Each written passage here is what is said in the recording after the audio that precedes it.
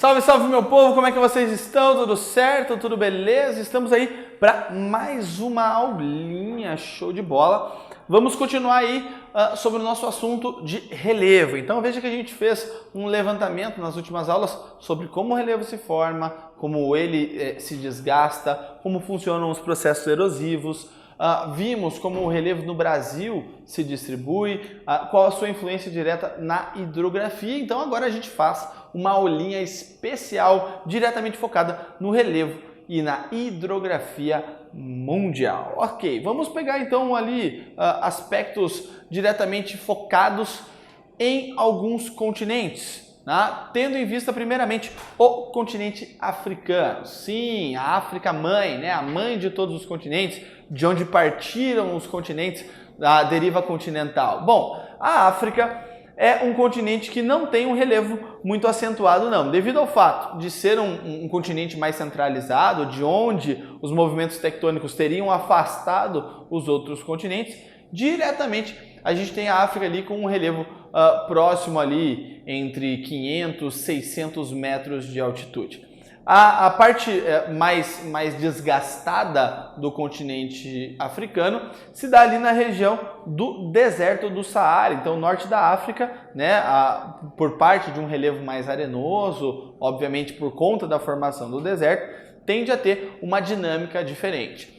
Como vocês bem sabem, o deserto do Saara, em sua grande parte, é formado por um solo arenoso, né, que forma aquelas dunas, e há, obviamente, uma modificação de altitude, de relevo nessa região, devido às grandes tempestades de areia que ali ocorrem. No entanto, não só o deserto do Saara, mas também uma outra porção ali próximo do Marrocos, né, diretamente, existe uma área chamada cadeia montanhosa do Atlas. É a única formação de relevo recente. Se você puxar na memória, vai ver que recente significa que rolou ali há cerca de 100 milhões de anos atrás. Essa área em específico, ela se dá do encontro de placas tectônicas, né, a placa euroasiática com a placa africana, e nessa formação direta, nesse choque dessas duas placas, você tem uma formação, um dobramento direto que dá origem à cadeia do Atlas. Então dá uma olhadinha nessa imagem, né? Aqui a gente vê sinalizado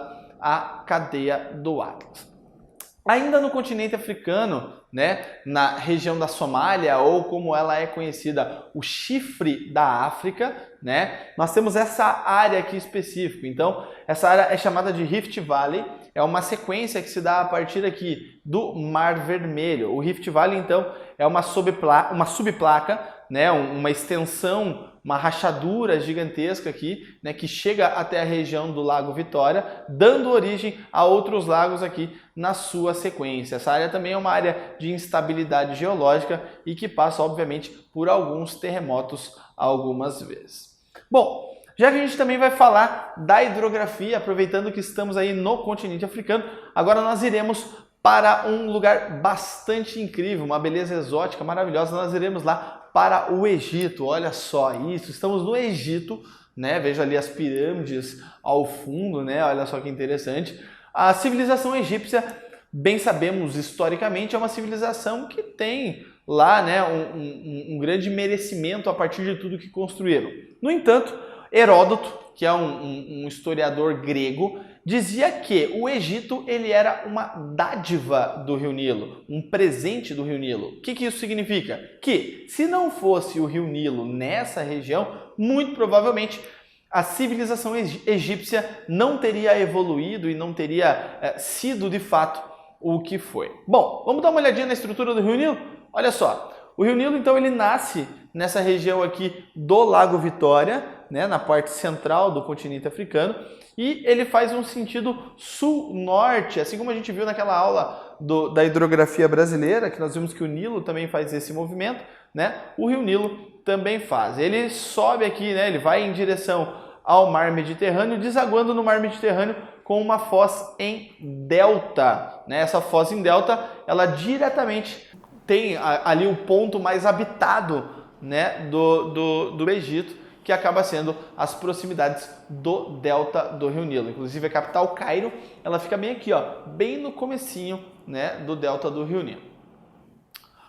Partindo para outro continente, para que a gente possa então poder descobrir ou poder falar um pouquinho sobre cada um, chegamos ao continente europeu. Bom, a gente bem sabe que o continente europeu ele é um continente pequeno, né? Ele tem um tamanho ali pouco maior que 11 milhões de quilômetros quadrados e esses 11 milhões de quilômetros quadrados são extremamente recortados pela grande quantidade de penínsulas que ali existem, né? A Península Ibérica, a Península Itálica, Península Sarmática, Península Escandinava, né? E essas várias penínsulas, né? Deixa eu circular aqui algumas penínsulas, veja só, né? Aqui em cima a Península Escandinava, aqui a Península Ibérica, a Sarmática aqui onde é a Dinamarca, e aqui a Península Itálica, né? A botinha da Itália, diretamente, que são as principais penínsulas. Todo esse recorte feito então no continente europeu tem uma direta influência no processo de ocupação humana no continente europeu. Mas, por outro lado, um segundo fator que também dá a nós a ideia de que a ocupação humana está diretamente ligada à distribuição natural é pela questão do relevo.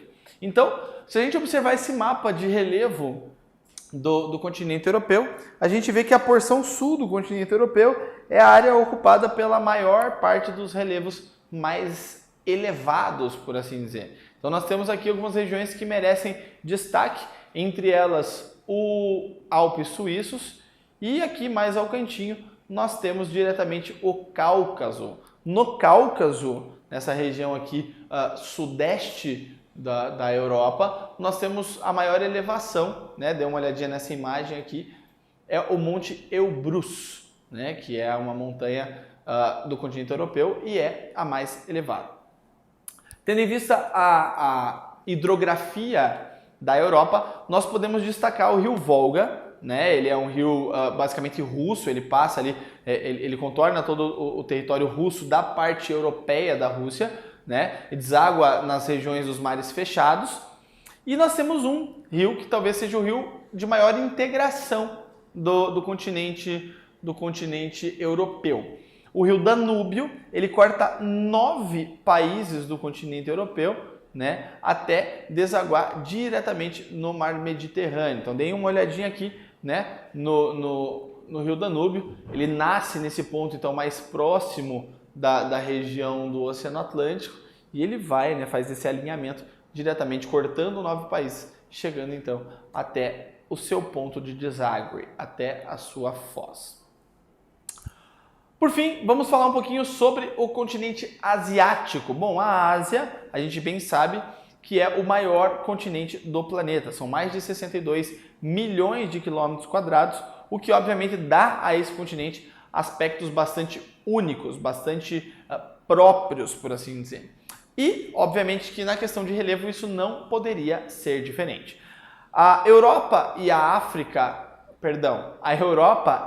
Ásia ocupam então regiões, ocupam uma única massa continental, chamada de Eurásia, tá? A parte asiática da Eurásia, ela corresponde a uma série de recortes específicos do relevo, né? Então, se a gente der uma olhadinha aqui no continente asiático, a gente vai ver que os recortes do relevo são bastante intensos. Eu quero chamar a atenção de vocês para essa região aqui, onde encontra-se a Índia, assim, esse biquinho, essa pontinha que nós temos aqui, que representa a Índia. Bom, essa área, onde nós temos a chamada Península Indo-Gangetica, né? A península onde a Índia, o país, se encontra diretamente, ela é uma área de uma placa tectônica própria. Então, a placa indiana, ela não é parte da placa euroasiática.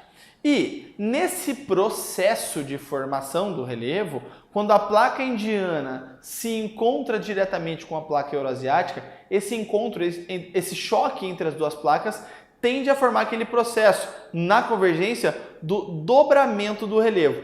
Esse dobramento tende a dar origem à maior cordilheira em tamanho, né, em altitude do mundo. Por que eu digo em altitude? Porque em extensão a Cordilheira dos Andes é a maior. No entanto, a Cordilheira do Himalaia estão ali as maiores elevações, inclusive o chamado Teto do Mundo, que é o Monte Everest, com mais de 8.000 metros, na verdade quase 9.000 metros de altitude.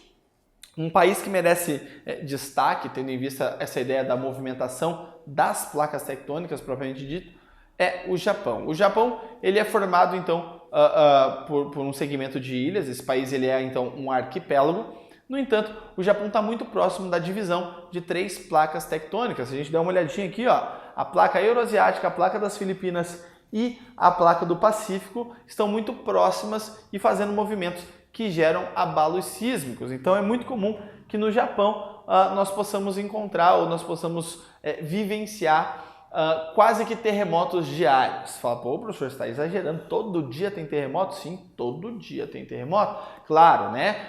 Os terremotos diários eles ocorrem numa intensidade maior, ou seja, eles ocorrem com maior frequência, mas com uma intensidade menor, né? Então eles ocorrem várias vezes no dia, mas muitos deles nem são sentidos. No entanto, é muito comum também a gente ver algumas notícias referentes a esses terremotos. Quando os terremotos ocorrem em áreas de assoalho oceânico, isso pode movimentar um grande volume de água, o que pode, obviamente, dar origem às chamadas tsunamis. Então, se a gente parar para pensar, a tsunami ela é, de certa forma,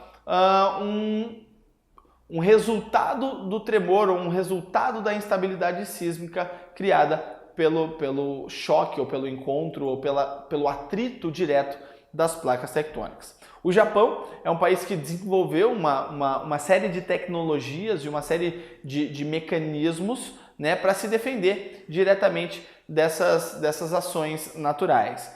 As construções são adaptadas a ter esse determinado controle, você tem diretamente as pessoas sendo preparadas cotidianamente, inclusive com espaços específicos para se proteger de desastres referentes a terremotos, né? E você tem, obviamente, toda uma questão de aparato tecnológico que o Japão cria para sinalizar ou defender os seus cidadãos a partir desse contexto direto. Bom, eu particularmente já senti um tremorzinho aqui, né? Acho que é bom eu encerrar a minha aula por aqui, porque se eu não me engano tá vindo uma tsunami, antes que ela venha eu já vou indo, falou!